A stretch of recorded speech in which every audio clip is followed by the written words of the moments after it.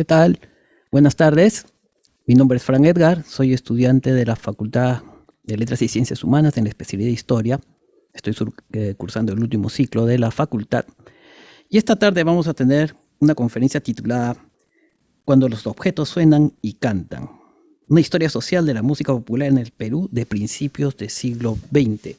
Y para la conferencia de hoy contamos con la presencia del profesor Gerard Borràs, quien estudió filología hispánica en la Universidad de Toulouse-Le-Mirel entre los años 1974 y 1983, quien ha sido director del Instituto Francés de Estudios Andinos y profesor de Estudios Latinoamericanos de la Universidad de Rennes, en Francia. Su área de interés es el estudio de la música y la sociedad en países de América Latina. Ha sido profesor investigador en Rennes, justamente responsable del Instituto de las Américas de Rennes entre el año 2007 y 2011, secretario general del Instituto de las Américas en París entre el 2011 y 2012, y actualmente es profesor emérito de la Universidad de Rennes, esa es su posición actual. Entre sus publicaciones más destacadas se encuentran Lima, el vals y la canción criolla entre 1900 y 1936, y la música popular peruana en Lima y Arequipa entre 1913 y 1917. El profesor Borràs no me dejará mentir que además de todo eso es un ávido coleccionista. He tenido la oportunidad de ver su colección particular de objetos musicales muy valiosa en su casa, o sea que no solamente piensa al respecto, sino también colecciona objetos materiales. Tiene una valiosa colección de discos y rollos de pianola, e incluso tiene un piano, según tengo entendido. Y además tengo el gusto de poder llamar al profesor Borràs como un amigo que me ha ayudado en algunas de las cosas que estoy escribiendo acerca de la música. Así que sin más preámbulos, quiero presentar al profesor Gerard Borràs. ¿Qué tal? Muy bien, muchísimas gracias, Edgar, por esta presentación y por la amistad y la pasión compartida por la música y los objetos musicales de los cuales vamos a hablar esta tarde-noche, ¿no? Pero sin más preámbulos y agradecer calurosamente la invitación que se me ha hecho, invitación de los estudiantes y de la organización de este coloquio, el 31º, ¿no? Para nosotros en francés es un poco difícil pensar así, 31º, coloquio de historia, coloquio internacional de historia de la PUC, que se ha convertido a lo largo de los años en un evento realmente importante, como lo subrayó esta mañana el decano José de la Puente, ¿no? Un momento de encuentro muy fructífero a la hora de pensar la historia, de escribir la historia, de dar claves, y creo que la charla inaugural de esta mañana de Roger Chartier ha sido, creo que, un modelo para justamente estos propósitos. Cuando recibí la invitación tuve muchas dudas, ¿no? A la hora de dar una temática para este taller, justamente ya que es un taller, nos deja espacios para intercambiar para estas dudas, ¿no? Para aclarar, intercambiar, debatir, discutir con ustedes varios aspectos de lo que significa para una persona que, y no doy título, ni digo historiador, ni digo musicólogo, ni digo, para una persona académica que se interesa por las músicas, las canciones, a veces habría que incluir el baile hasta. Y creo que tener un taller es muy realmente adecuado, ¿no? Y empezar por el título, ¿no? Taller de Historia de la Música. Creo que el título mismo, ¿no? Da para pensar, ¿no? Más preciso no puede ser. Se trata de un taller de Historia de la Música. Perdón por repetirlo, ¿no? Porque estamos aquí frente, yo diría, a una lectura espontánea que muchas veces encasilla el fenómeno musical en un aspecto cultural, y creo que tenemos muchísimos estudios que lo han hecho así y lo siguen haciendo así, ¿no? Ver a lo musical como un aspecto de la cultura de las sociedades, ¿no? Y allí yo diría que, si bien esta lectura me parece muy legítima y tenemos, repito, muchos estudios en este campo, creo que para los que se interesan por estas temáticas, hay que andar, como se dice, con pies de plomo, ¿no? Ser muy prudentes, ¿no? Y hasta, si me permiten, desde mi práctica a lo largo de los años, diría que hay que tener mucho cuidado con esta categoría de música-cultura, que si bien es válida y totalmente, yo diría, cierta, encierra como un leve peligro, como hasta a veces una trampa en las que podemos caer, ¿no? Es decir, encerrar lo musical artístico en el dominio exclusivo de lo cultural, lo que de manera paradójica lo alejaría de su dimensión social. Y cuando digo paradójica, claro, porque la música ante todo es un fenómeno social y podríamos retomar la expresión de Marcel Mauss, ¿no? Un fenómeno social total, ¿no? Entonces, estamos aquí, ya ven un poco que es lo que yo quisiera al final de todo, de este taller, discutir nuestra relación entre categorías, a veces lo que llamamos nosotros en Francia etiquetas, ¿no? Que me parecen interesantes a la hora de saber qué estamos pisando, qué estamos haciendo, ¿no? Cuando trabajamos lo musical. Y entonces, gracias de nuevo a los estudiantes que han pensado en este taller, y es un poco este trabajo que vamos a hacer ahora. Y ya que estamos en un coloquio de historia, Frank Edgar subrayó justamente que yo me formé en filología hispánica, pero también en historia. Entonces, para ya ver cómo a veces hay que tener, yo diría, ojos y oídos abiertos para enfrentar lo musical, pero justamente yo quisiera decir que no siempre la historia ha tenido relaciones fáciles con lo musical, y eso por varias razones, ¿no? Primero, y vuelvo, razones de disciplinas y de fronteras disciplinarias, ¿no? Yo diría que muchas veces, cuando se trata de analizar, estudiar los fenómenos musicales, lo pensamos como una prerrogativa de los que saben de música. Es decir, el estudio de lo musical en sí mismo, como lo hacen, por ejemplo, los musicólogos, para un poco esquematizar, ¿no? Esto es un aspecto que a veces ha un poco espantado, o sea, la palabra es un poco fuerte, o que ha hecho que la historia tome distancia, diciendo, oh, yo de lo musical no sé, entonces no voy a estudiar lo musical, ¿no?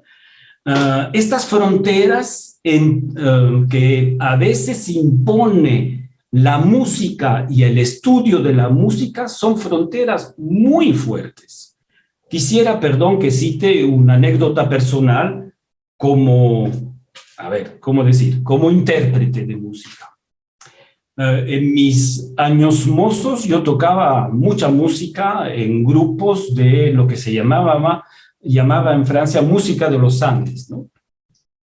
Y en un concierto estuve tocando casi 2 horas, tocando guitarra, charango, quena, bueno, lo que se toca normalmente en un concierto de esta música, ¿no? Donde los músicos saben tocar diferentes instrumentos.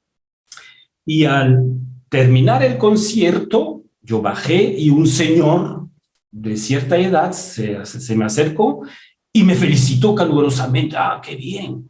Y me dijo, ¿es usted músico? Ahí lo dejo. ¿Cómo ¿Qué quería decir el señor? Tenía razón en su perspectiva. Ser músico no es solamente saber tocar música. Para él, ser músico significaba haber hecho conservatorio, saber leer una partitura, tener todas las informaciones sobre el material del análisis musical. Y eso nos pone una frontera muy fuerte, olvidando que los Beatles no supieron nada de un pentagrama, tampoco Django Reinhardt y cuántos músicos que nunca han visto un pentagrama y que sí son músicos. Entonces, las fronteras disciplinarias, ¿no? El otro aspecto, y yo lo he vivido directamente en mi disciplina, que era el hispanismo y el americanismo, y no es de poca importancia, es que lo que nos gustaba de jóvenes y nos atraía de la música de América Latina era la música popular. Y la música popular de los 70, cuando yo ingresé a la universidad, era la música de protesta, pero también era la otra. Era la cumbia, era la reciente, ahí expandiéndose la salsa, y toda la iconografía que acompañaba a la producción disquera era de naturaleza a, digamos, alejar el mundo académico de estas producciones. ¿Qué quiero decir? Muchas de estas producciones estaban, digamos, muy relacionadas con lo frívolo, con el divertimiento, hasta con lo erótico. Piensen en las tapas de discos, ¿no? Que, bueno, representaban a señoras y señoritas muy desvestidas, ¿no? Eran entonces objetos para los cuales la academia tenía cierto reparo, ¿no? Y creo que esto se plasma en la postura de varios historiadores que sí tenían interés, pero que no sabían muy bien cómo acercarse a estos objetos. Y di como lecturas, me pidieron los estudiantes varias lecturas, puse 3, y puse, no por nada, la excelentísima introducción de Peter Burke, ¿no? Sobre formas de hacer historia, ¿no? Que me parece realmente para un profesional, un estudiante, algo realmente muy esclarecedor.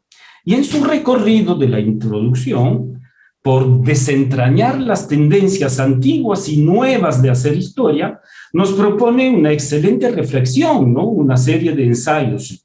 Evoca las nuevas tendencias: la niñez, la muerte, la locura, el clima, los gustos, la suciedad, la limpieza, la gesticulación, el cuerpo, la feminidad, la lectura, el habla, hasta el silencio. Y en todo su texto aparece casi subrepticiamente la palabra música como parte de la cultura y del arte.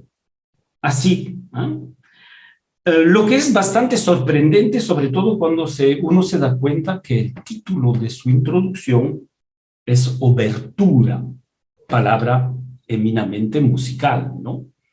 Es decir, estamos ahí como frente a una pequeña desaparición de una cosa que empapa lo social. Y ahí quisiera insistir, ¿no?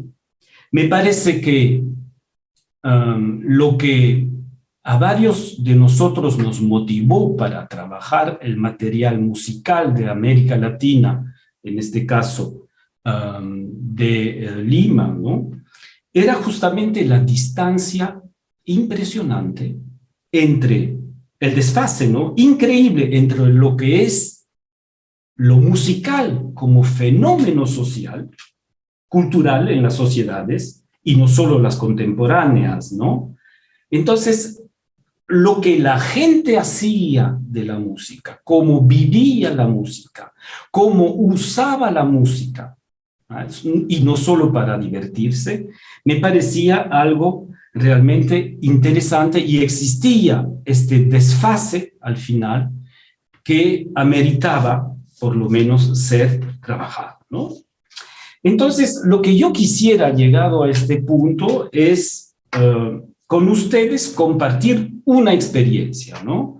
Una experiencia de investigación personal, cómo he estudiado, trabajado la música popular limeña y de paso presentar cuestiones de métodos, cuestiones de documentos, de fuentes y de interpretación, obviamente, de estos materiales. No se trata de aquí presentar solo objetos, lo que me permite, si me permite mi presentador, decir que no tengo colección, nunca he querido tener colecciones.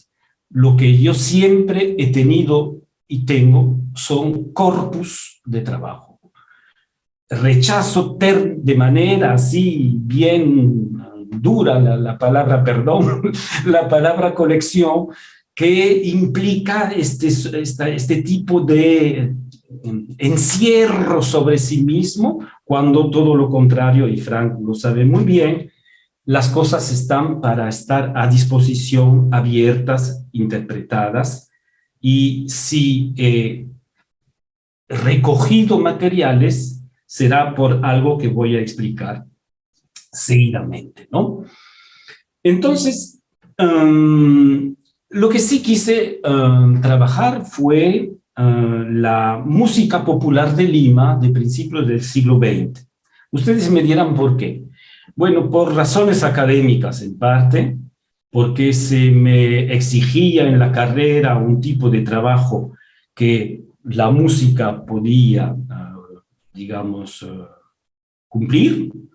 Y cuando empecé a buscar las cosas, lo que encontré fue un material bastante abundante en términos de información escrita, pero de manera muy descriptiva, ¿no? Que no me daba mucha información fáctica, pero que no me daba lo que yo buscaba. Y si había un texto interesante, que era el de José Llorens, era un trabajo realmente excelente, pero que ameritaba algo más amplio. Yo empecé a trabajar estos temas hace más de 20 años, ¿no? Entonces, en aquel entonces todavía no existían las obras que van a ser publicadas después y que presentaré al final.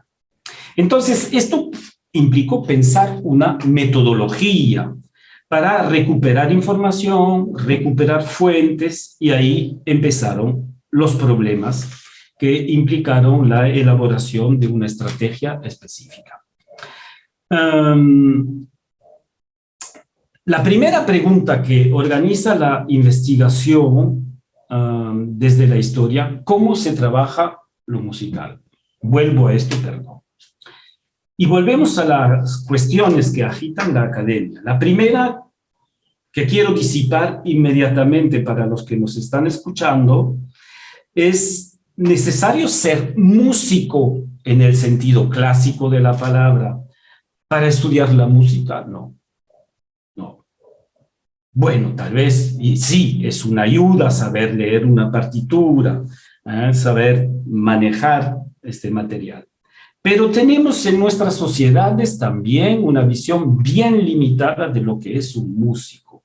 El que escucha también es músico y tiene bien pensado lo que debe escuchar, ¿no? Eso es una cosa que podríamos trabajar en las preguntas, ¿no? Pero tenemos muchas veces una visión bien estrecha, esquemática de lo que es un músico.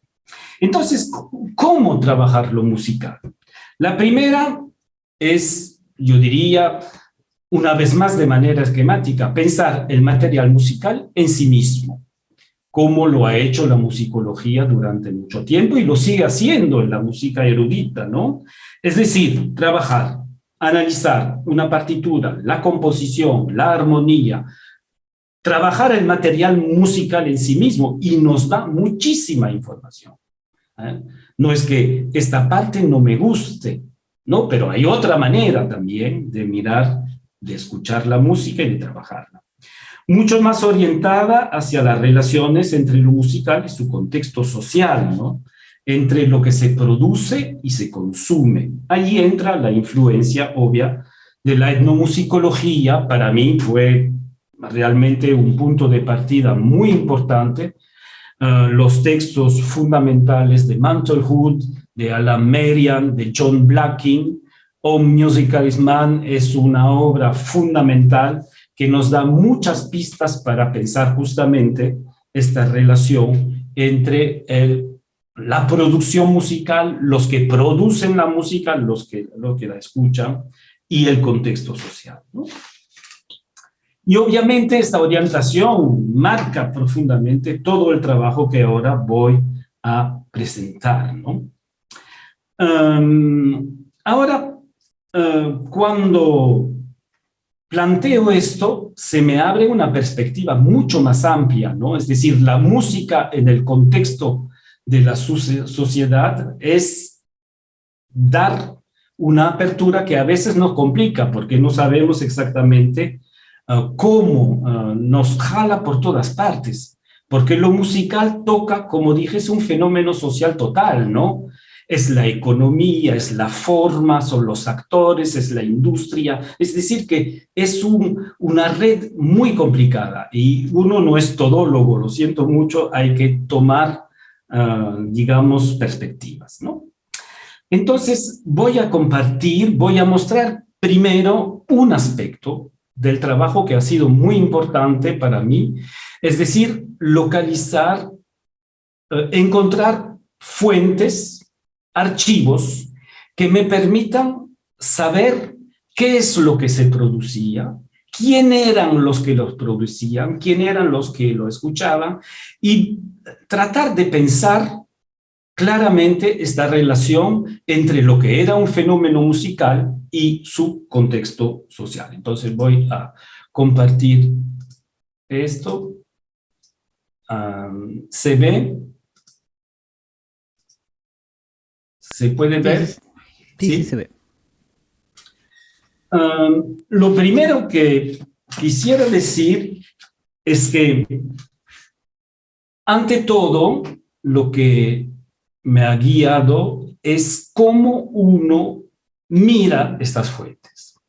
Y creo que la conferencia magistral en el sentido de la palabra que nos dio esta mañana Roger Chartier fue increíblemente rica, porque nos dio para pensar, ¿no? Cómo él habló del libro, pero ustedes van a ver que mirar los objetos detenidamente, su forma, su contextura, su fabricación, todo esto nos da cantidades de información. Y para mí, un elemento que ha sido muy fuerte en mi trabajo fue la historia de las sensibilidades, bueno, del conocido historiador Alain Corbin. No hay otra manera para conocer a los hombres del pasado que la de intentar vivir sus miradas, sentir sus emociones. Y en el campo, obviamente, de la música, creo que esto es algo importante. Bueno, todos conocen a Alain Corbin, Les Cloches de la Terre, el miasma, entonces la jonquille, son textos que se conocen, el perfume y el miasma, el olfato y el imaginario social en español, todo esto ha sido traducido. Este es un marco conceptual que me parece muy bienvenido a la hora de pensar lo que está sonando, la sensibilidad, cómo la gente escucha y siente lo sonoro y lo musical. Ahora los objetos. Bueno, hay muchísimos objetos en realidad y no voy a hacer un catálogo completo, exhaustivo, solo presentar unas cosas. Los primeros objetos relacionados con el sonido y la música acá en el Perú son los de Enrique Bruning entre 1911 y 1923. Él entonces grabó con este aparato que se llama fonógrafo las primeras grabaciones de campo en el norte de Perú, y ustedes saben que existe allí en el norte, creo que en Lambayeque, su museo, ¿no? donde en el Museo Etnológico de Berlín están estos rollos, no son cilindros de cera en el que él grababa las cosas. Son objetos que nos han permitido tener grabaciones de campo alucinantes. Hay las de Martin Gouzind, de Charles Wellington Furlong sobre los Alcalufe y los Selknam, ¿no? Son cosas geniales y felizmente Chalena Vázquez, en el caso de Enrique Bruning, ha salvado este tipo de cosas y se puede escuchar en Internet sin problema. Pero no son estos objetos los que me interesaban más, sino los que se entonces difundían y los que se comercializaban, los que la reciente industria del disco, a partir de 1900-1904, empezaba a difundir en el mundo entero. Acá en el Perú llegaron muchos discos antes de 1911, fecha en la que dos peruanos, Montes y Manrique, grabaron en Nueva York 172 melodías, y estos aparatos, que son las vitrolas, difundían estas músicas, ¿no? Entonces, el objeto en sí mismo es muy interesante y las melodías que reproduce también son muy interesantes porque nos transmiten las estéticas, la impostura de la voz, de los dúos, el tipo de letra. Hay detrás de estos discos muchas informaciones para el que quiera entender la estética de lo sonoro en un momento. Es arqueología sonora. Francamente, sí, es un sonido muy particular que trataremos de escuchar en la parte final de esta presentación.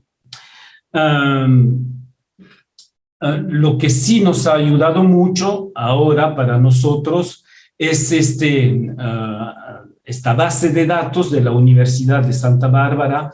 Durante mucho tiempo no teníamos información completa. La DAR, como la llamamos, la Discography of American Historical Recordings, nos da información muy importante sobre las producciones y las listas de producciones que se hicieron en Perú o hechas por músicos peruanos. Es un dato realmente importante. Pero, miren, vamos a entrar entonces en la mirada, lo que yo llamo la mirada fina, la mirada atenta a los objetos para mejor tejer esta relación entre los objetos sonoros y su dimensión social. Si estamos en un taller, yo lo he hecho en seminario, doy esta foto y pido a la gente que me haga una descripción, ¿no? Y obviamente ahí llama la atención, bueno, es un vals de Gamarra y Marini, un dúo conocido para los que trabajan esto, y el sello.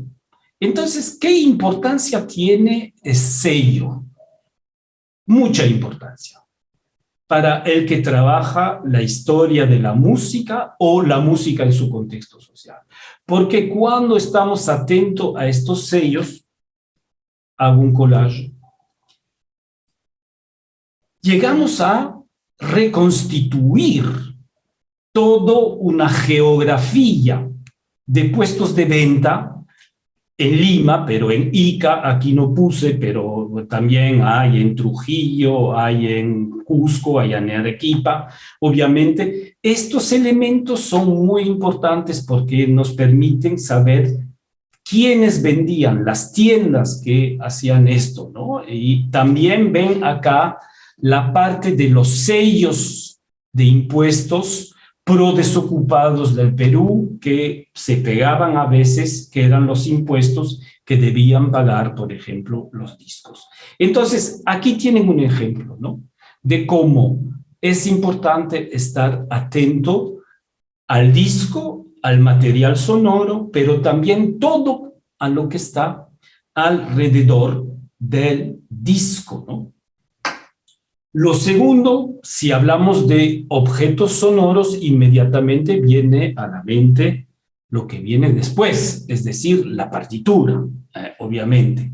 La partitura ha cumplido un papel increíblemente importante a finales del XIX, principios del siglo XX, y nos da mucha información sobre los que sabían componer y los que pasaban en pentagrama sus melodías, las fechas aquí, la tipografía, el lucero, quién era Ernesto de Bustamante, pero también la dedicatoria a la señorita Georgina Pineda Iglesias, que es muy importante, ¿no? También para saber a quiénes se dirigían las cosas. Pero también, miren, no tenemos mucho tiempo para trabajar estos temas, pero la iconografía de la partitura dice muchísimo, es una estética particular, diríamos, del romantismo burgués, para decir las cosas sencillamente, ¿no? Y obviamente los editores, Sormani, pero también en la partitura Rosas del Valle, Vals Peruano, la dedicatoria, el editor Guillermo Brandes, pero también la tienda con el sello de tinta que está ahí, ¿no? Entonces, todos estos elementos tienen muchísima importancia a la hora de saber quiénes editaban, las tiendas que sabían editar, las tipografías, las litografías, y ahí jalamos y aparece todo un mundo de producción musical a través de las partituras y de también las dedicatorias a Carlos Germán Amézaga, a la señorita Amalia Basadre, ¿ven? Hay realmente todo un trabajo que se puede hacer sobre el material, la iconografía misma de la partitura, aparte del trabajo que se puede hacer sobre lo sonoro mismo. Y también las contratapas. Este es El Amanecer, cuadrilla francesa, publicado por René Faure. Pero miren la contratapa, ahí tenemos una descripción de las tendencias, valses de moda, one step, foxtrot, tristes y arabillas marineras, que nos permite también tener una idea de lo que se difundía y vendía, ¿no? Entonces, la partitura es un objeto complejo, ¿no? Aquí. Bueno, volvamos al disco. Muchas veces se ha desestimado este tipo de cosas. Es el sobre en el cual se metía el disco de vitrola. Y ven que puse dos, ¿no? Pero hay muchísimas, ¿no? Viene un texto, viene una iconografía, y esto da muchísima información sobre lo que las empresas querían difundir como imagen de su producción, los artistas que se estaban representando y también el tipo de repertorio que ellos estaban vendiendo, ¿no? Para que vean el interés para estos objetos que muchas veces han sido mirados como anecdóticos. Miren esto. Esta tesis es una maravilla, se encuentra en línea, la pueden ver, análisis iconográfica desde una perspectiva de género de las fundas de disco de la Biblioteca Nacional de France desde 1900 hasta 1940. Esta tesis es una maravilla que nos muestra cómo la cultura material de la música puede dar una visión increíble, jalando, devanando, para mejor entender lo musical en un contexto social, ¿no? Ahora bien, pasamos a otros objetos que sí han tenido mucha importancia, y en el caso de lo que yo he trabajado, este cancionero en particular, el cancionero de Lima, ha tenido muchísima importancia, ¿no? Ven la fecha del primero que yo tenga, que haya tenido, 1897. Este viene du Quai Branly, du Musée de Quai Branly, en Francia. Es el primero que yo tenga, bueno, como conocimiento, pero termina, el último que yo conozca es el de 1664. Significa que el cancionero de Lima, de 1914, en que adquiere este formato, hasta 1947, cada semana publicaba un número. Y viene con muchísima información que voy a explicar después. Hay otros, obviamente, a la lira limeña, creo que, bueno, lo recorté, el de melodía criolla, pero creo que todo historiador reconoce el personaje que está aquí, Víctor Raúl Aya de la Torre, y el cancionero del pueblo, otro, hay un montón. Esta señora, tal vez no la conozcan, es Magda Portal, bueno, un cancionero aprista, obviamente, ¿no? Volveremos sobre estos temas. Entonces, los cancioneros han tenido un papel fundamental en cuanto a difusión, lectura, y lo voy a explicar más detenidamente después. Otros materiales musicales que han sido fundamentales y que no han sido trabajados es este tipo de cosas. Es el rollo de pianola, que durante muchísimo tiempo ha sido totalmente ignorado por la historia de la música, digamos, popular y de la historia de la música cultural en general. Hicimos un intento, pero igual voy a intentar a ver si suena. Si no suena, lo escucharemos al final. Hagamos un intento.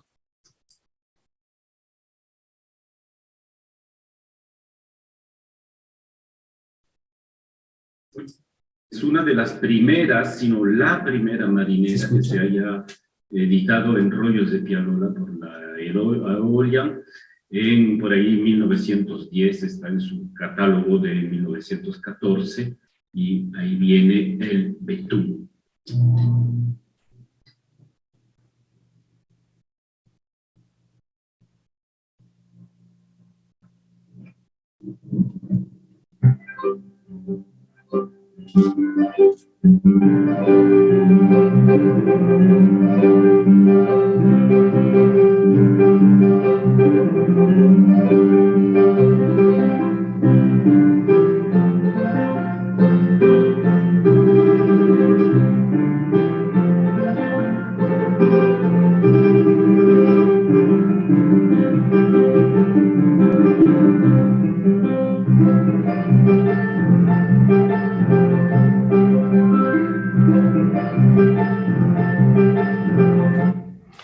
Bueno, muchas gracias.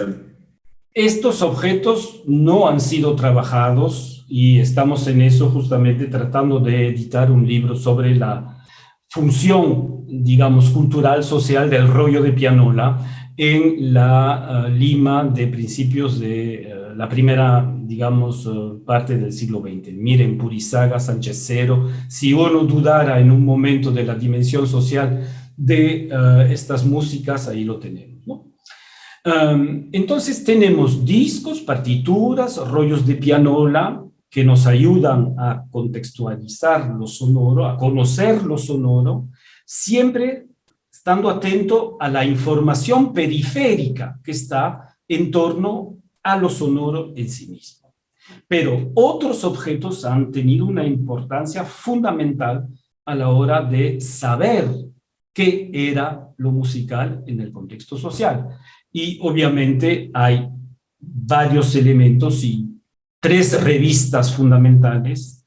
Hay Prisma también, que no he puesto acá, la revista Variedades Mundial, que han sido realmente un aporte increíble porque no solo escribían sobre presentaciones teatrales, sobre zarzuelas, sobre artistas, sobre prácticas musicales, pero venían, lo vamos a ver, con muchas fotografías, ¿no?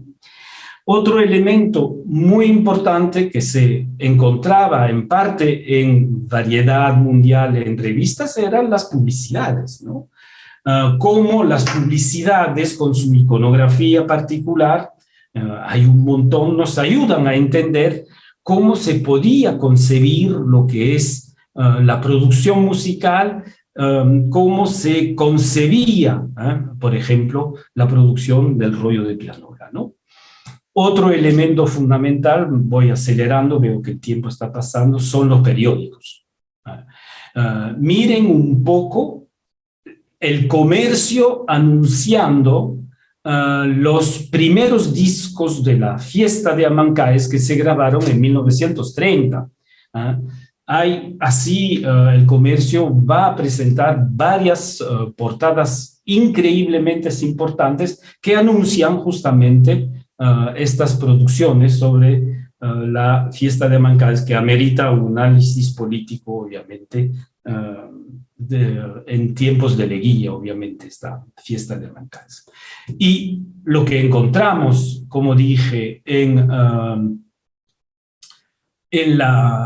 las revistas son las iconografías, ¿no? Que nos ayudan mucho a saber quiénes tocaban, dónde se tocaban, quiénes eran los actores. Muchas veces tenemos una visión muy masculina de la producción musical y la hemos tenido y ha impactado mucho, pero cuidado, ¿no? Miren esta foto.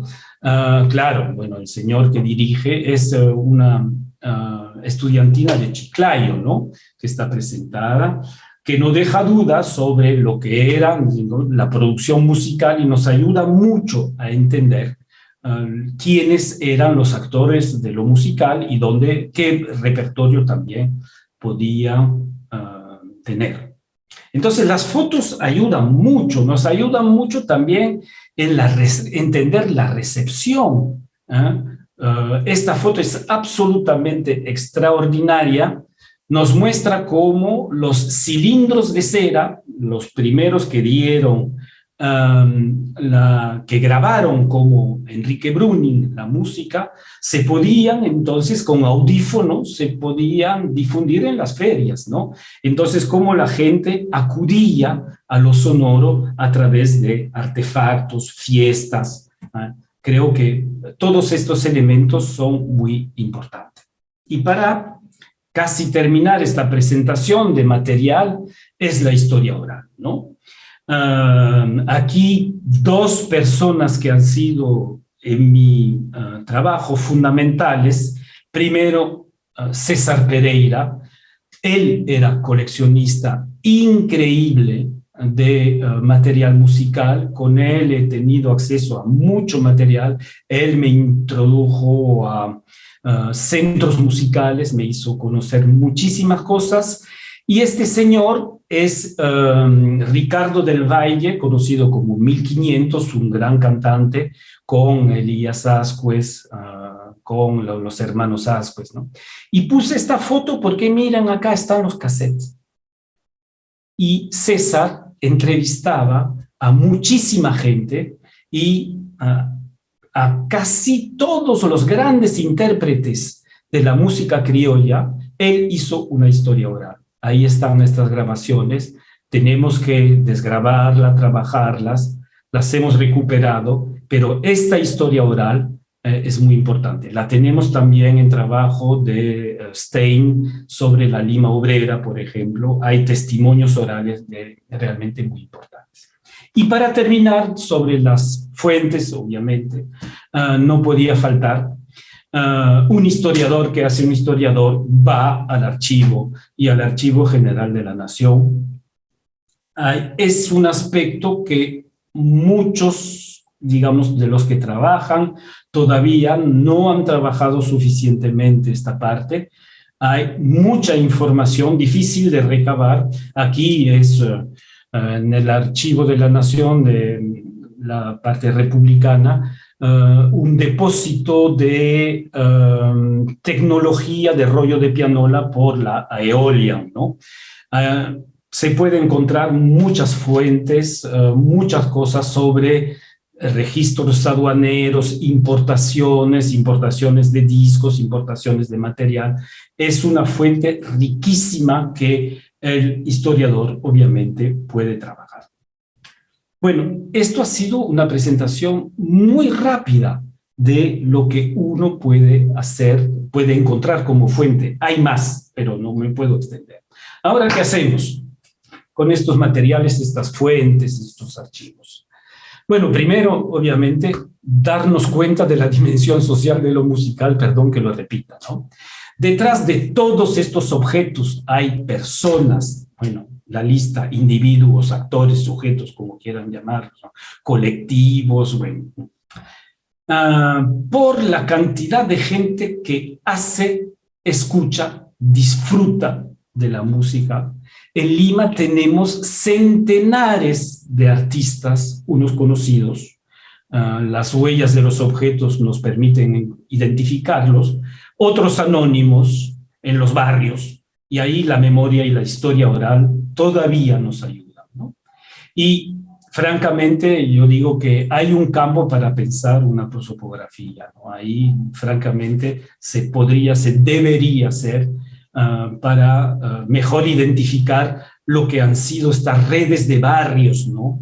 Lo que han sido fundamentales, Barrios Altos, La Victoria, abajo el puente, bueno, hay cosas real riman, claro.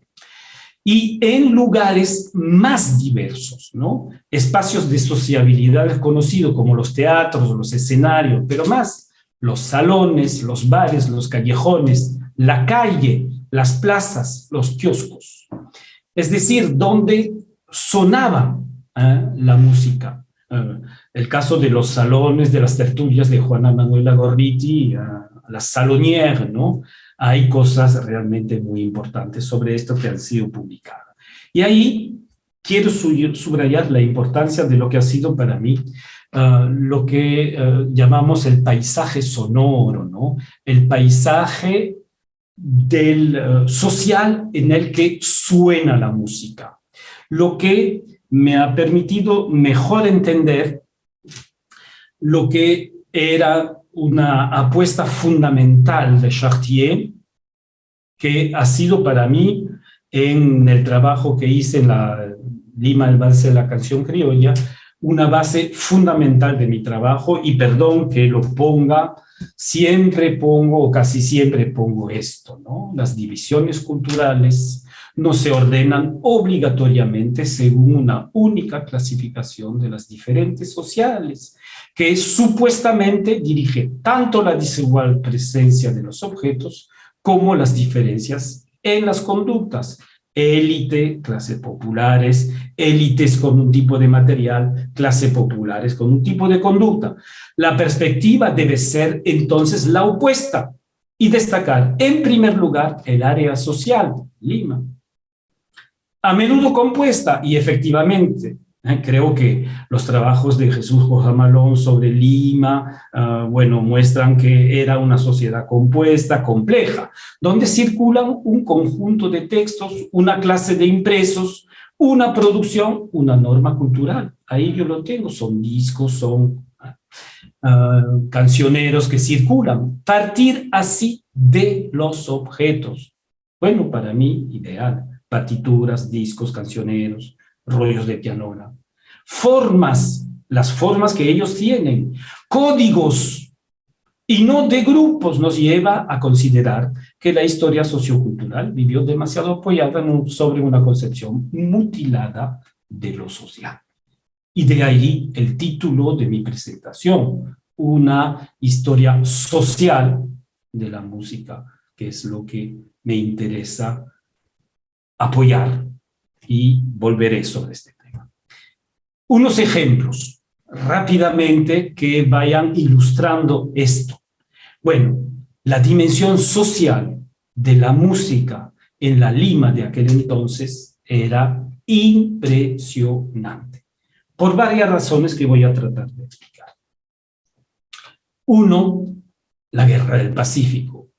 Desde la firma del Tratado de Ancón en 1883 hasta el Tratado de Lima de 1929, Lima, la política vive con, yo diría, esta huella, impronta de la Guerra del Pacífico por la no resolución del plebiscito que se debía dar al cabo de 10 años, ¿no? Entonces, todos los políticos están con esta tensión en torno, y la sociedad también, en torno a esto. Y no por nada pongo esto. Se graban himnos nacionales, se graban muchos temas relacionados con la Guerra del Pacífico. ¿Y cuándo? En 1911, en 1913, en 1917, es decir, en los momentos en que todavía está en juego esta cuestión de las cautivas, Arica, Tacna y Tarapacá. Y las partituras, propongo unos ejemplos, ¿no? Nuestros héroes, Marcha Patriótica, Alerta, hay un montón, ¿no? De temas que nos muestran que la sociedad estaba con eso, reivindicación de ahí Germán Amézaga, Emilio Germán Amézaga, ¿no? Podría poner mucho más, y lo he puesto en mi libro sobre el vals, ¿no? Y con lo que canta, lo que se canta, ¿no? Por ejemplo, vean cuando en 19 gana las elecciones, entonces Leguía, ¿no? El gran regocijo, así pronto volverán a nuestro seno las cautivas Tacna, Arica, retenida injustamente por el Araucano del Sur. Tenemos cantidades de canciones que justamente dan cuenta de esta tensión, ¿no? social en torno a la Guerra del Pacífico y a la movilización nacional, por no decir nacionalista, que se hace, sobre todo en un proceso de chilenización, como se decía en aquel entonces. Vean cómo el Cancionero de Lima va contando el asalto en Tacna, ¿no? donde los chilenos asaltan al comandante Rotalda, no Rotalde, perdón, es todo, y las canciones que van con eso, ¿no? que dan cuenta. Pero no solo lo del Pacífico, miren, los monos macheteros, el cancionero arequipeño no está fechado, pero sin duda de 1905, donde hay tensión con el Ecuador, el Clarín de Guerra, los monitos, bueno, la burla a los ecuatorianos, con muchas canciones, y en 1941 las cosas de los monos vuelve entonces a cantarse canciones que justamente tienen esta relación con un contexto social eminentemente tenso, ¿no? Y miren el caso de Leticia, ¿no? que también sería un momento muy tenso en los años 30, ¿no? hasta los movilizables y lo que va a ocurrir, ¿no? El asesinato entonces del presidente cuando visita justamente Sánchez Cerro, visita a los movilizables, ¿no? Pero vean, en el libro Vals he puesto creo que casi 10 imágenes, ¿no?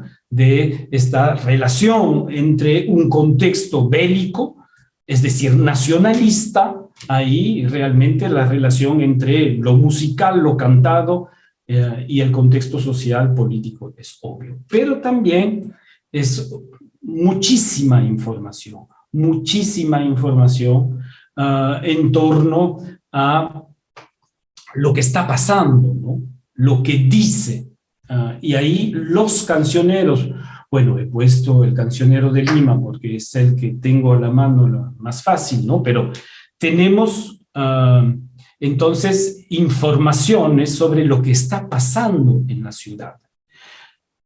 Las crisis sociales del 18, la carestía, la guerra de 14, los aviones, la muerte de Jorge Chávez, la carestía, los alquileres, la luz, bueno, es decir, los asesinatos, y todo esto está retratado en estas canciones que vienen allí, que dan como lo que yo he llamado un sismógrafo, ¿no?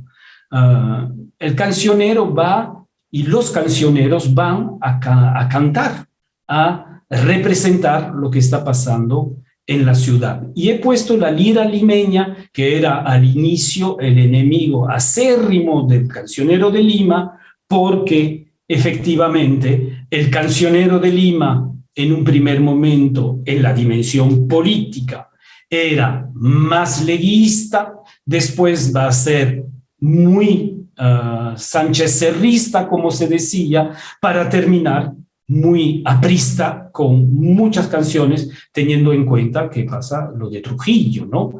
Entonces allí el cancionero, de manera increíble, evita la censura y es allí como encontramos a mucha información que nos muestra cómo estos objetos, ¿no?, cumplían una función social realmente importante, ¿no? Creo que ahí es algo importante, ¿no? Allí me detengo para un poco cerrar y dejar al final pase a las discusiones, ¿no? ¿Qué es lo que yo quisiera decir, no?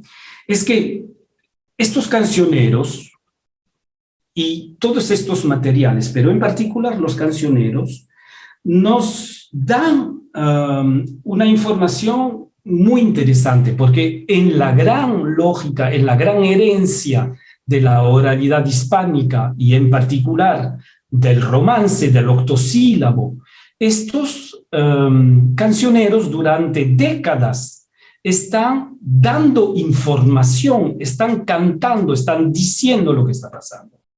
Y ahí el historiador tiene acceso a una perspectiva muy interesante que podríamos llamar la perspectiva desde abajo, ¿no? Una historia de abajo donde la gente, no necesariamente las élites, están diciendo una parte de su vivencia, aunque el señor que escriba esto, el director Marqués de Lema, a veces esté metido allí como, digamos, fabricante de romances y de historias, ¿no? Pero sí, esto me parece muy importante, ¿no?, subrayarlo. Entonces, en este aspecto se ha dicho mucho que, y esto me parece importante, se ha dicho mucho que la historia, la música, perdón, es reflejo de lo social.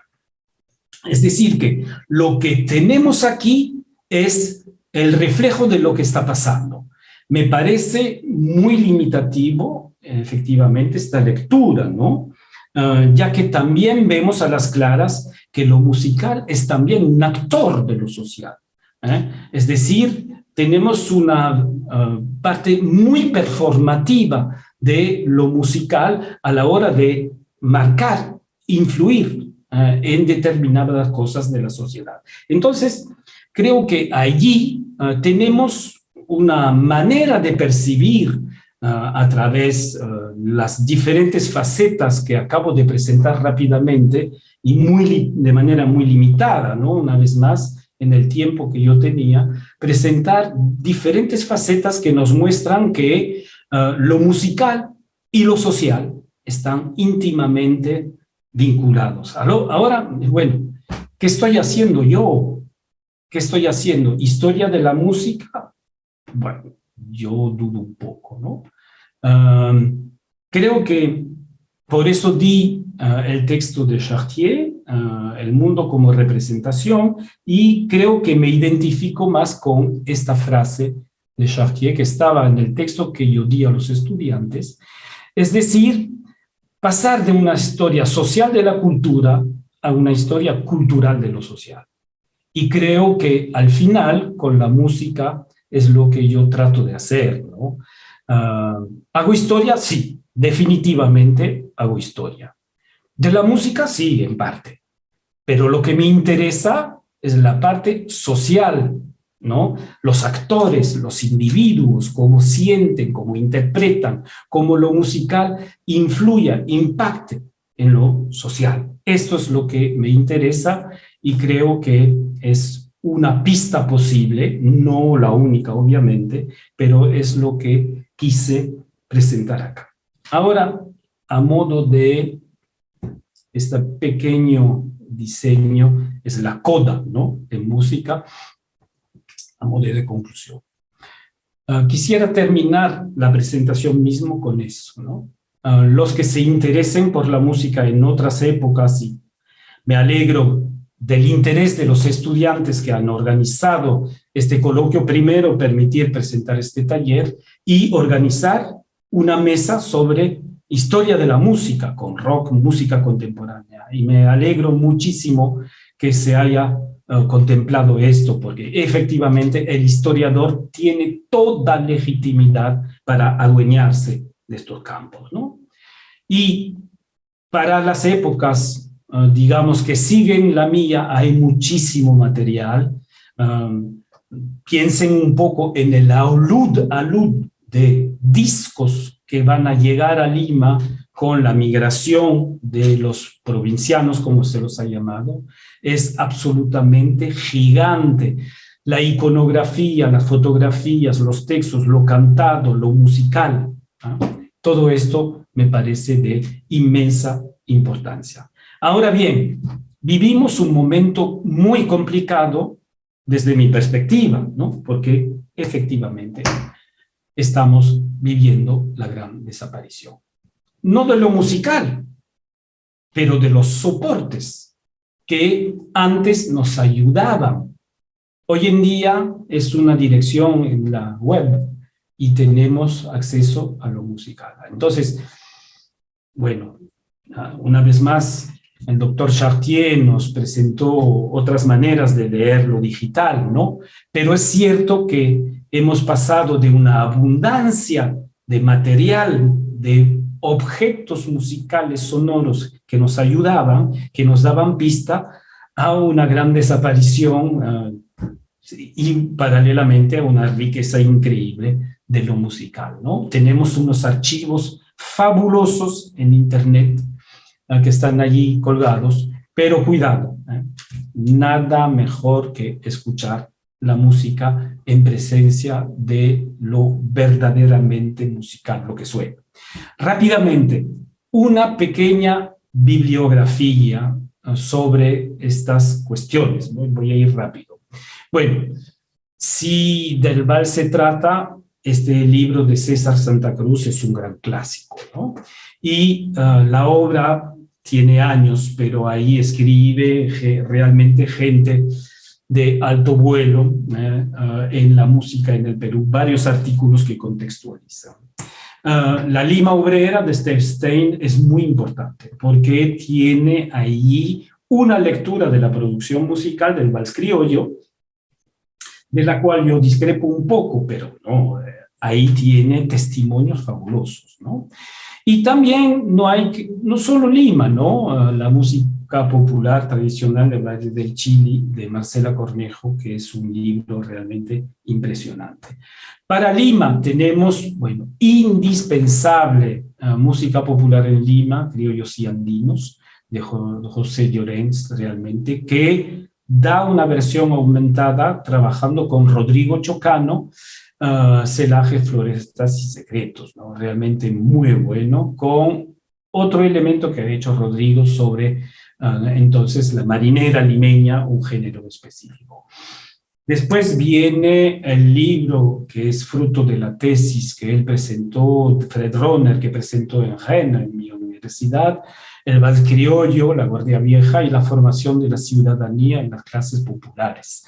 Realmente un libro excelente para acercarse a estos temas. No digo nada del mío, sino de Áspides las Rosas Nacaradas, que nos muestra cómo muchas veces el acervo, las canciones limeñas podían provenir de cosas muy insospechadas, por ejemplo, la alondra, que vendría en particular de Romeo y Juliet de Shakespeare, ¿no? Bueno, como cosas sorprendentes, ¿no? Y para la música afroperuana, 3 libros indispensables de Tompkins, que ha sido reeditado, lo de Chalena Vázquez, obviamente, y de Eddie Feldman, Ritmos Negros en el Perú, fundamentales los 3, ¿no? Bueno, rápidamente, hay más, pero voy rápido. De Zoila Mendoza, bueno, otro trabajo indispensable sobre lo de Cusco, pero también de Lima, porque ella trabaja la parte de los concursos musicales de Amancaes, y lo de Carlos Aguirre y Aldo Panfichi sobre Lima en el siglo XX. Aquí hay varios artículos de Jesús Cosamalón, de Fred Ronner, de Santiago Alfaro, bueno, cosas realmente muy interesantes allí en este texto. en este conjunto, y también de Arequipa, con 2 CDs de Luis Pareja Rivero, ¿no? Que me parecen textos realmente muy importantes. Otro texto fundamental, lo de Fanny Muñoz, sobre justamente las diversiones públicas en Lima, sobre 1890, esta articulación bisagra, ¿no?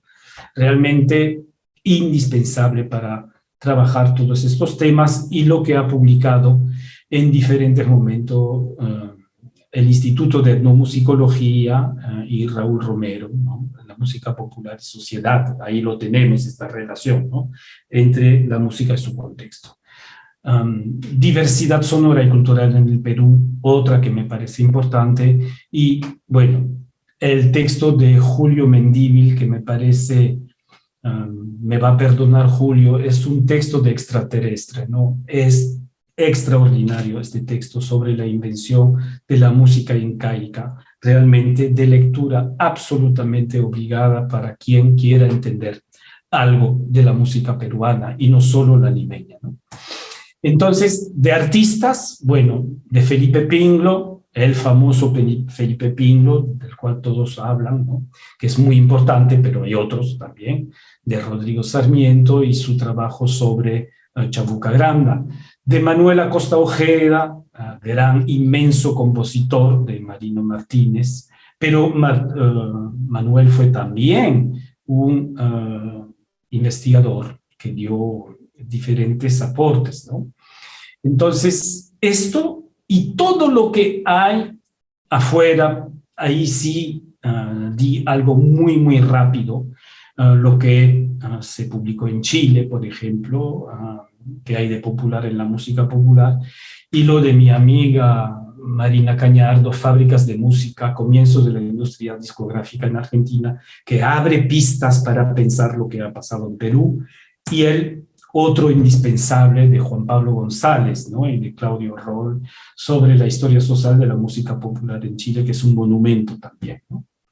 Para terminar, los blogs de gente que sabe muchísimo, muchísimo, y yo los rindo homenaje a esta gente que pacientemente, de manera así denodada, ha acumulado un montón de cosas, ¿no?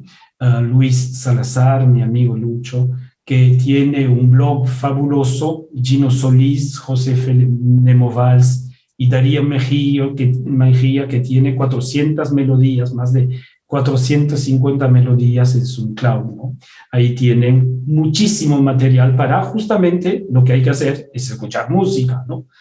No se trata de pensar la música en abstracto, hay que escucharla y escucharla bien.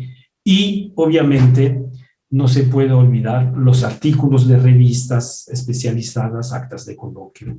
Y creo que con esto hemos dado una rápida visión de esta música en su contexto social. Muchísimas gracias. Queremos agradecer al profesor Borrás por la exposición que acaba de dar. Si hay preguntas, por favor.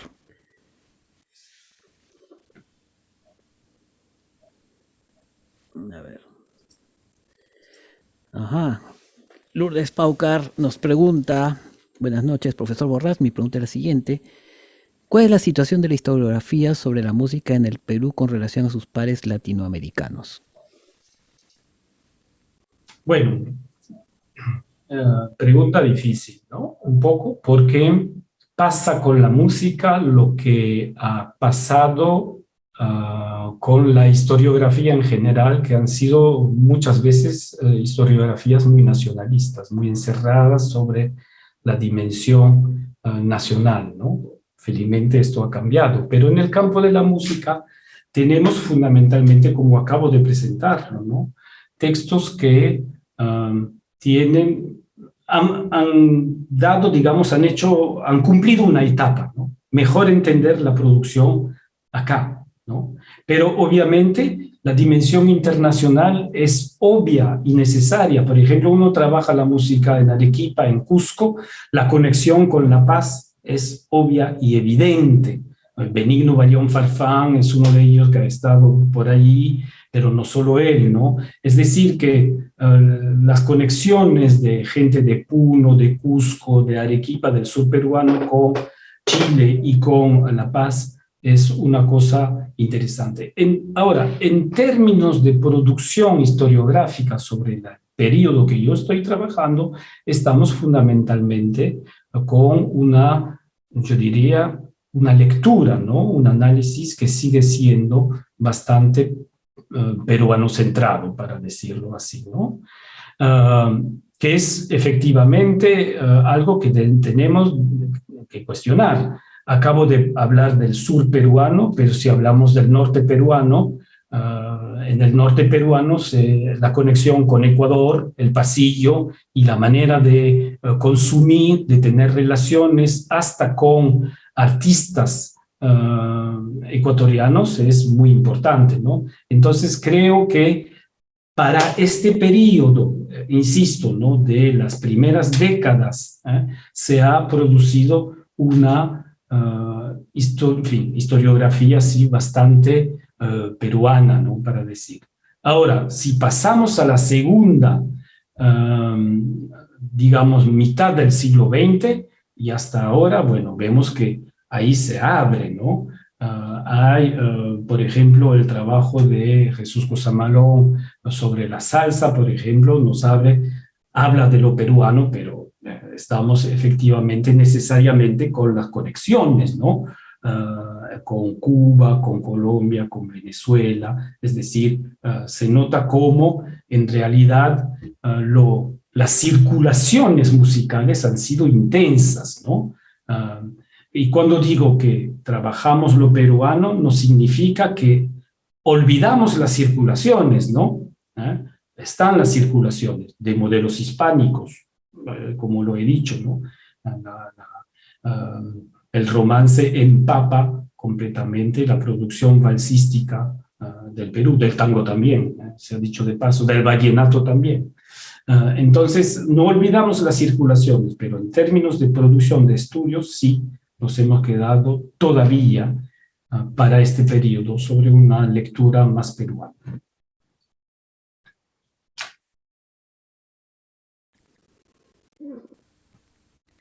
A ver, aquí hay otra pregunta más.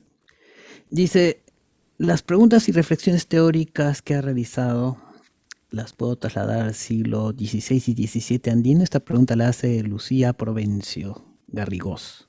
Lucía Provencio, que saludo efusivamente, ¿no? Que nos escucha desde España, ¿no? Hola, Lucía. A ver, sí, en la medida en que guardamos presente que la relación entre lo musical y lo social allí estaba, ¿no? Se escribían partituras. Había producción, por ejemplo, de los maîtres de chapelle, maestros de capilla. Bueno, había una producción de música eclesiástica que ha sido rescatada, ¿no? En los caminos del barroco tenemos efectivamente gente que ha sabido rescatar trabajos realmente muy interesantes, ¿no? Entonces hay ahí algo importante y yo diría que sí, por ejemplo, los trabajos en España de María Gembero Ustarros, que ha trabajado sobre los músicos y sus músicos españoles y sus caminos en América y sus producciones a partir de los archivos del Archivo de Sevilla, es algo realmente muy interesante.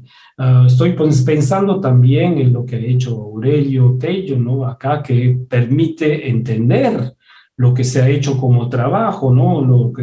Lo que se ha producido. Entonces, creo que si guardamos esta matriz de la relación entre los que producen, los que escuchan y los objetos producidos, si los tenemos, estas tres componentes, sí podemos pensar en el impacto de lo social en lo musical y de lo musical en lo social. Estoy pensando en una melodía que ha sido grabada, compuesta en Sucre, en Charcas, como se decía, en el siglo XVIII, finales del XVIII, si no me equivoco, que es a ver, se me escapa el título exacto, ¿no? Que sería de los negritos, ¿no?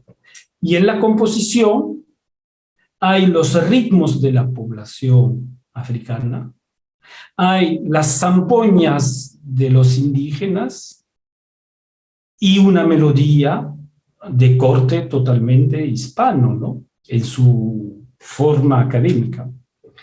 Y ahí realmente tenemos un compuesto y ahí tenemos esta relación que podemos estudiar, ¿no?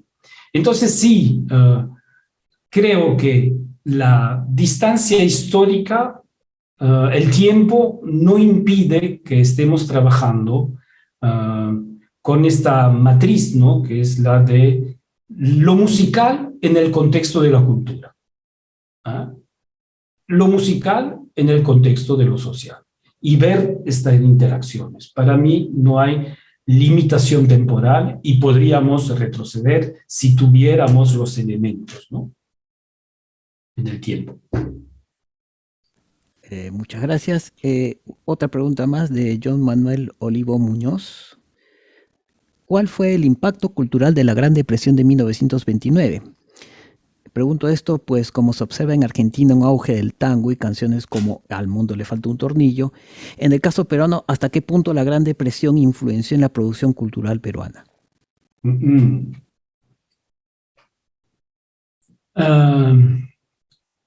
Para los objetos que me interesan, que estoy trabajando, obviamente un impacto grande, ¿no?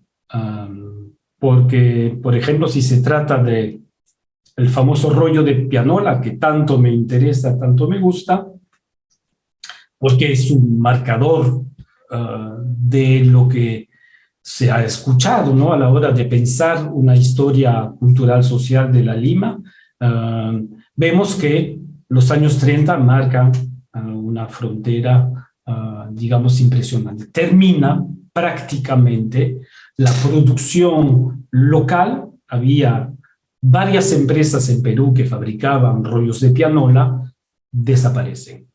Y solo queda una que va a grabar hasta los años 40, 50, pero de manera muy, digamos, reducida, ¿no? Entonces, en términos de cultura material, ¿no? De producción material, sí hay un cambio muy fuerte ya no se importan de misma manera, y lo que era, digamos, la música de salón que se podía todavía escuchar, producir, hay una ruptura del universo musical burgués, para decirlo así, ¿no? Se rompe algo en los años 30, ¿no? Allí vamos a ver aparecer otro tipo de música que, sin embargo, se gana, ¿no? Espacios. Y es paradójico. Normalmente se hubiera tenido que opacar la producción musical, digamos, de importación, y vamos a ver llegar a principios de los años 30 muy fuertemente el tango, justamente en Lima, ¿no? A través de partituras, a través de una discografía, a través del cine hablado, en particular. Entonces, ustedes saben que el cine empieza a tener canciones a partir de 1927-28, y esto va a llegar muy fuertemente. Entonces, lo que vemos es que lo iniciado con los años post Primera Guerra Mundial se va a mantener. Foxtrot, One Step, Charleston, todo esto se va a mantener, pero a principios de los años 30 es el tango que está ganando, podríamos decir, la difusión musical, y diferentes objetos locales van a desaparecer como el rollo de pianola, ¿no? Entonces, la propia producción musical peruana, a eso iba a llegar, se encuentra como opacada, una competencia desleal, podríamos decir, entre la llegada de estos materiales que inundan literalmente el espacio musical, y la gente, lo que dice Stein, ¿no? Retomando entrevista, la gente quiere tango, la gente quiere one step, la gente quiere otra música. Y de allí la famosa carta, sin duda apócrifa, de Felipe Pinlo, que escribe, que dice, estamos ahí en competencia, yo quiero hacer verdadera música nacional. Él mismo compuso One Step, ¿no? Entonces, estamos con esta competencia entre géneros que vienen de afuera y que vienen opacando una producción propiamente nacional del vals, que casi está en competencia y desaparece hasta retomar en los años 40 otra situación, digamos, en el panorama musical, llegando a 1944 y a la decisión de Prado del Día de la Canción Criolla, ¿no? Para decirlo, ¿no? Que ya decide hacer del vals y de la canción criolla un emblema de lo nacional, ¿no? No sé si he respondido exactamente a la pregunta, ¿no? Sí, parece que sí. Bien, ¿hay alguna pregunta más por ahí? Si no hay preguntas más, ¿puedo encontré preguntar yo? valses del sello Excelsior. ¿Esta fue una fábrica nacional? Sí, veo que Dora está preguntando. Sí, Sí, sí. Dora. Excelsior era la fábrica de la gran tienda de Guillermos Brandes. Esta era la empresa que hasta los años 50 llegó a fabricar rollos de pianola, ¿no? Sí, Excelsior, como Play Otón, como Sucesos, como Benigno Bayón Farfán, como Purisaga, como Fábrica Nacional de Rollos, fueron las empresas que llegaron a fabricar rollos acá. Apolo también. Bien, ¿alguna otra pregunta por ahí?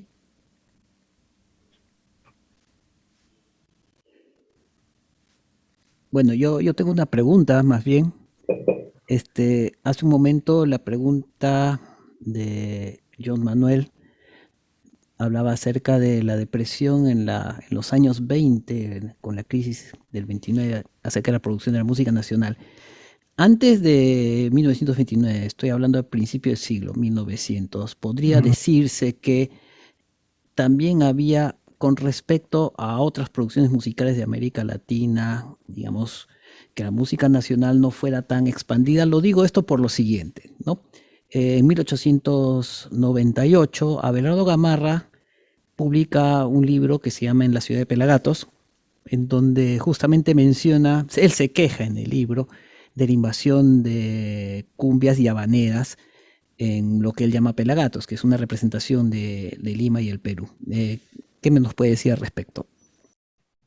Bueno, esta tensión entre lo foráneo y lo externo es una cosa que atraviesa toda la historia del Perú republicano, ¿no? Yo pienso, por ejemplo, la famosa chicha de Alcedo y de Ugarte, la famosa chicha que recibió al libertador San Martín, dicen, ¿no? O fue Bolívar, bueno, un libertador, perdón. ¿Qué hace? Celebra la chicha, celebra el ají, celebra todo lo y frente al vino de los invasores, de los hispanos, ¿no? Es decir, que esta tensión entre lo propio peruano y lo externo es una cosa que encontramos efectivamente en las lecturas a lo largo del tiempo, ¿no? Pero si miramos de manera atenta las producciones que había en aquel entonces, sí existía una, yo diría, verdadera música peruana y abundante. Bueno, vean el álbum sudamericano de Rebagliati, ¿no? Ahí tenemos una riqueza musical absolutamente increíble que él recupera.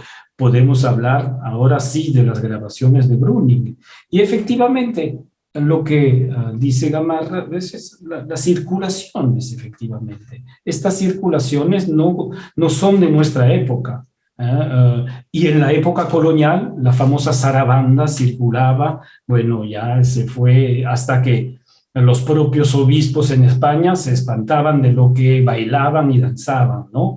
Entonces, estas circulaciones no son de ahora, siempre han, y me parece fascinante, ¿no?, generado reacciones que nosotros podemos y debemos analizar en términos de historia, ¿no?, documentar. Ahora sí, esto implica ir a buscar muchísima información. Si me permite mi amigo Juan Marchena, que dice, que me permítanme los estudiantes, dice, son muchas horas nalgas, es decir, muchas horas de archivo, muchas horas de estar sentado estudiando, viendo las cosas, ¿no? Esto implica muchísimo trabajo, ¿no? Gracias. Entonces, si tienen alguna pregunta por ahí.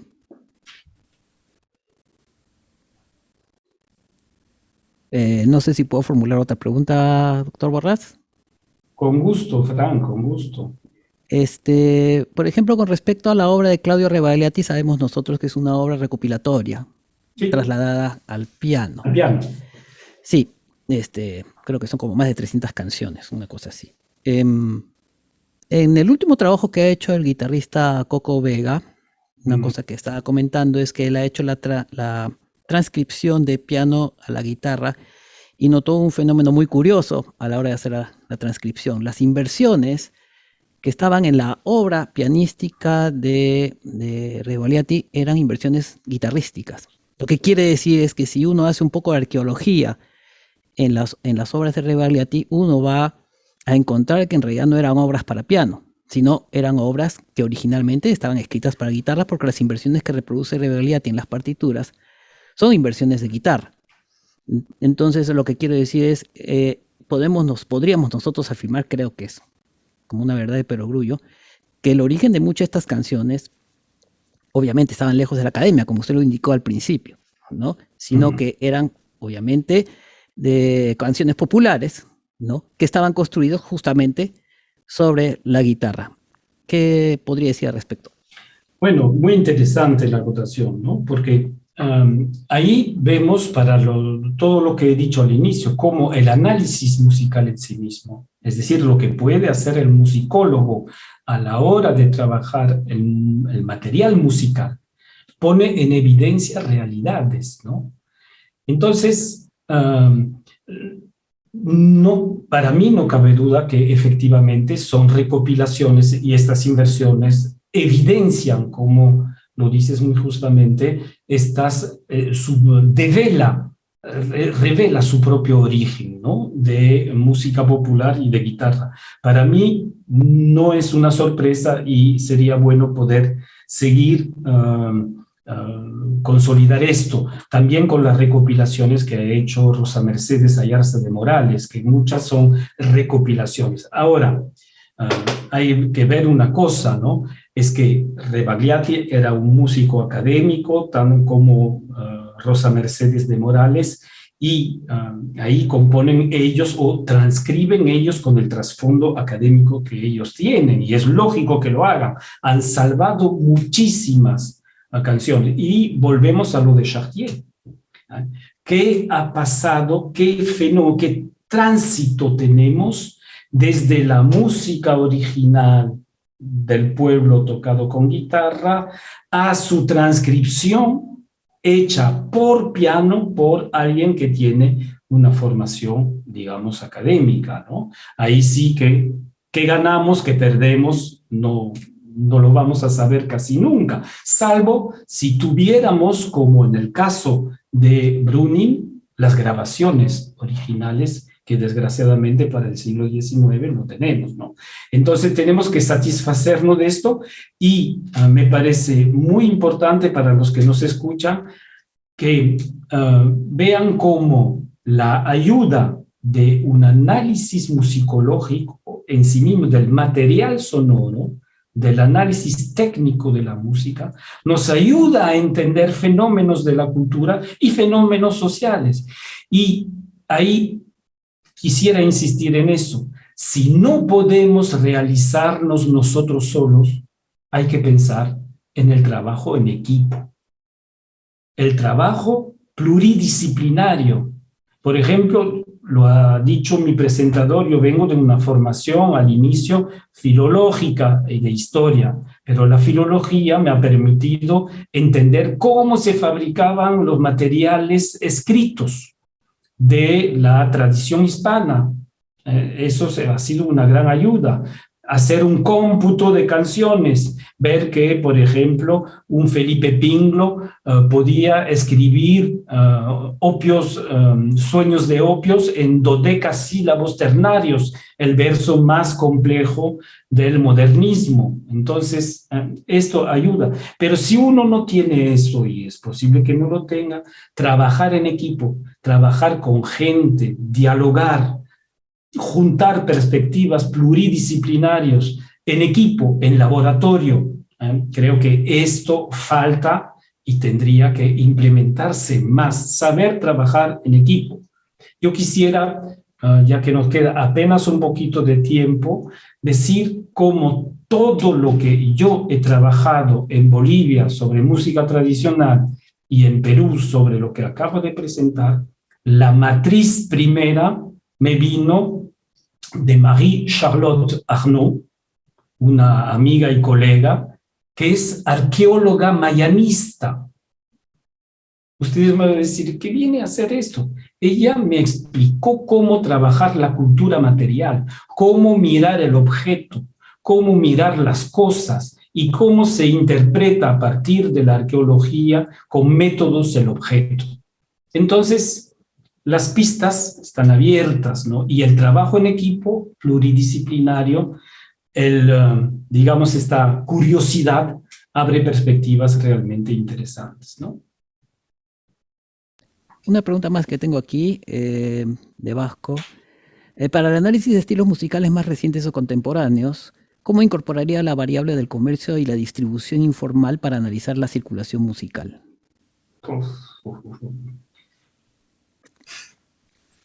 Lo informal es informal. Pero bueno, tomemos el caso del cancionero de Lima, en épocas antiguas. El cancionero de Lima